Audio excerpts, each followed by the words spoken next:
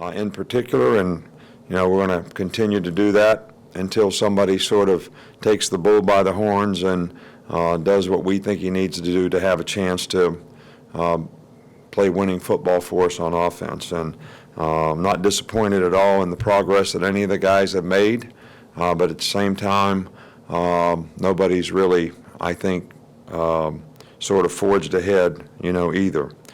We don't have a lot of injuries to speak of. Shank is the only guy that hasn't practiced. He's kind of day-to-day. I missed the last 2 days with, not anything that's serious, so we hope to get him back soon.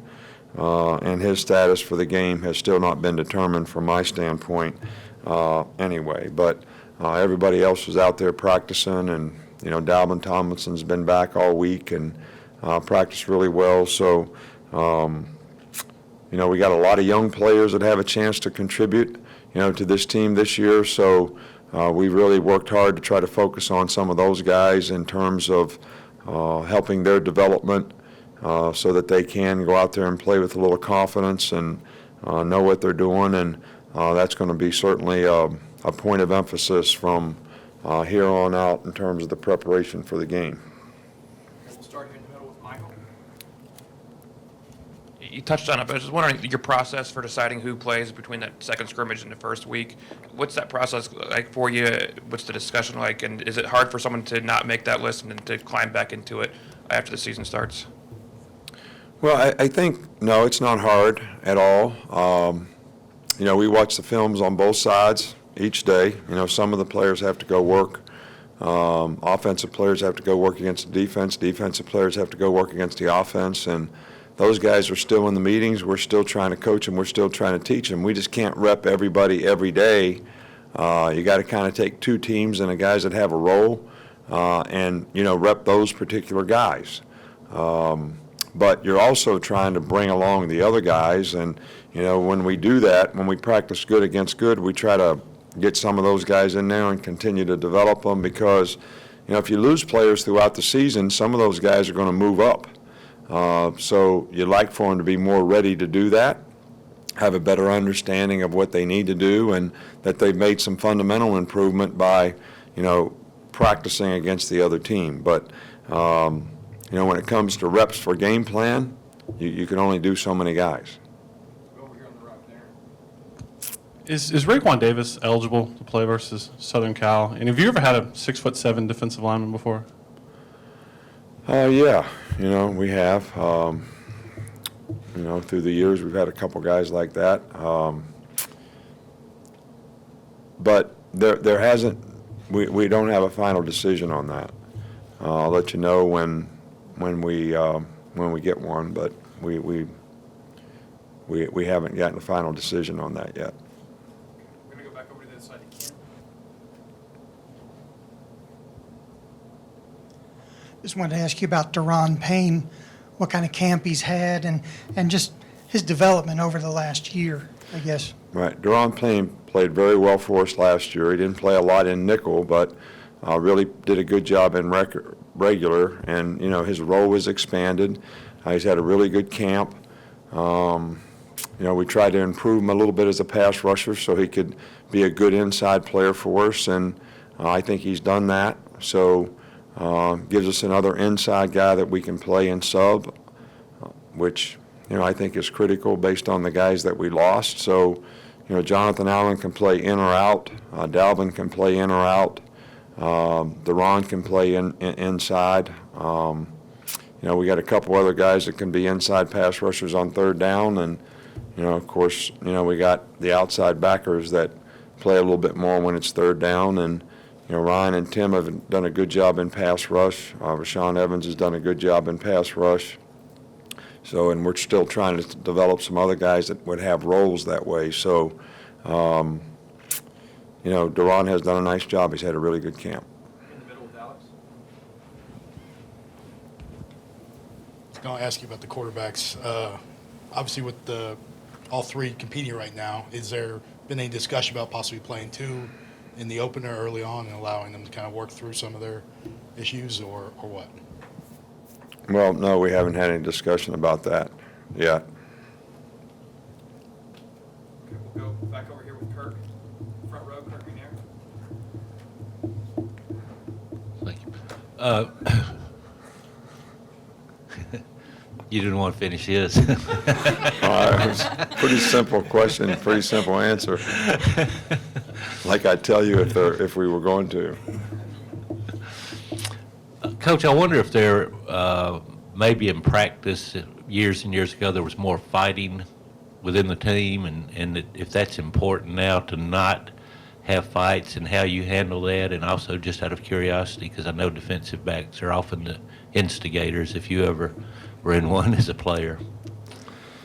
Well, basically, I tell them that I'm getting too old to come pull somebody off of you, so stay out of a fight.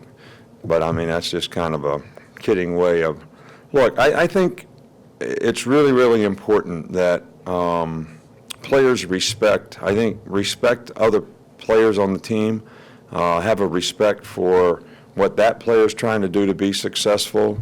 We have a rule on our team where you don't talk to the other team, you don't talk to the other players.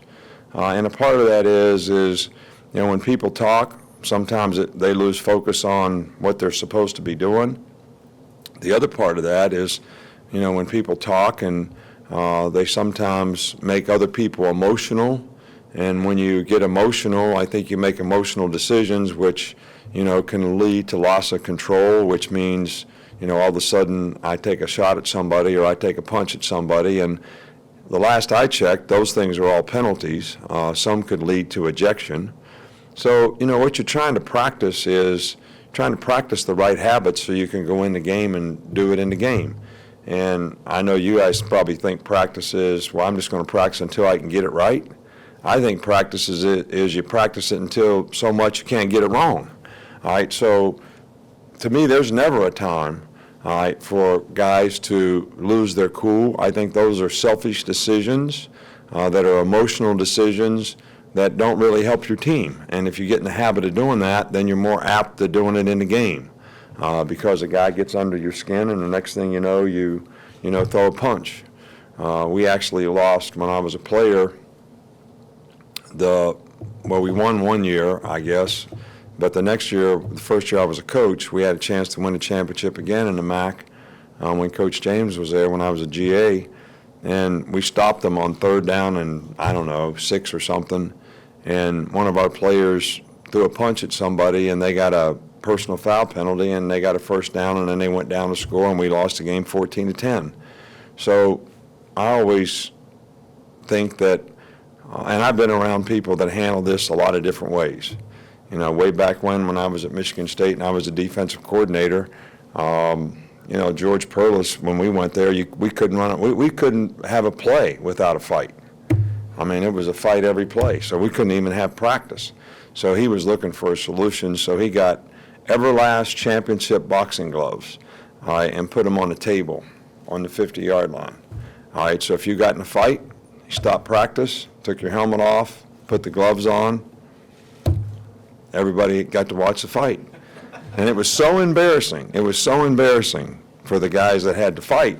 They didn't even want to fight. They wouldn't even fight when everybody rounded up to see them fight. So that sort of ended the fighting. So different people handle it different ways. That wouldn't be my way of doing it. We haven't had a big issue with that. Our guys do a pretty good job of that. But I don't think it's a habit that you want to create in practice. Back middle with Chris.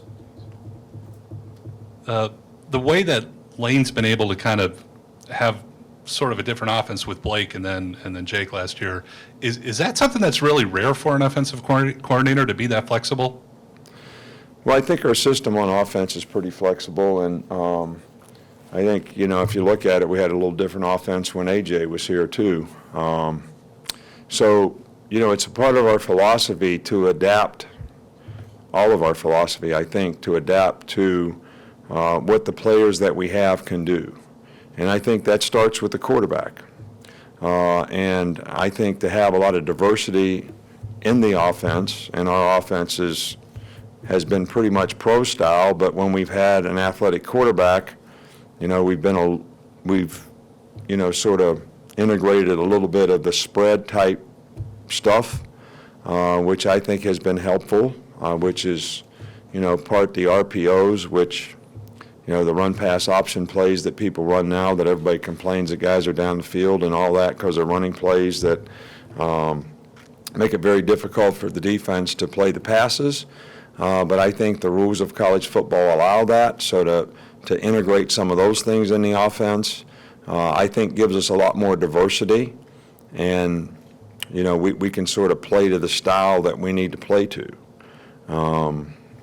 And we did that last year. We had really good runner, and quarterback had a really good arm and could make big plays down the field. So we were a really good play action team, and we controlled the football in the game that way and worked out well for us.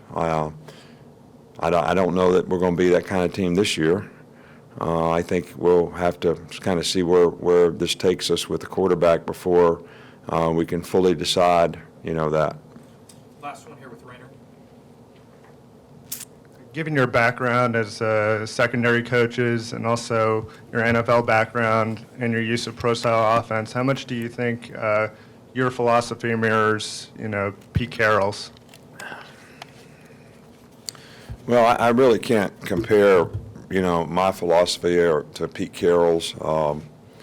I can only tell you that when people are as successful as Pete Carroll has been, which I have a tremendous amount of respect for, and I've known Pete from way back when I was 7 years old, something like that, and we were just young secondary coaches. I took his place at Ohio State when he left to be a defensive coordinator at North Carolina State for Monty Kiffin. So we've exchanged ideas through the years, but I've always read a lot about what Pete does, how he does it, what his philosophy is. And, we're probably different in some ways, but I think at the end of the day, he demands that his players compete at a very high level, and he has a high standard for what his expectation is for them, as we do here. So I can't really compare philosophies because I can't speak about his philosophy. That's not. I'm not an expert on that. But from what I do know, I think there's one thing we have in common. That's to get the players to play at a high standard on a consistent basis. Thanks, Coach. All right. Thank you.